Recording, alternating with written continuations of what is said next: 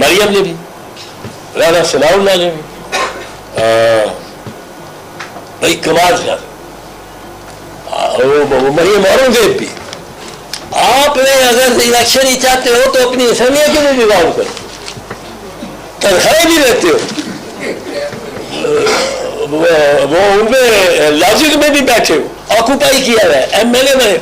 आप भाई अगर है तो इलेक्शन चाहिए तो एक कहता है इलेक्शन आप डिजॉल्व करें, उसी दिन इलेक्शन करा दें, उसी दिन हम इलेक्शन करा दें। वो कमला वो मतलब भोला बादशाह हो गए चाह गया। IMF के साथ कोई समझौता नहीं होना, जब होना जब नवाज शरीफ ने इजाजत देनी है। वो बजट किस किस्म का होना उसका ओवरऑल लंदन से अप्रूव होके आना।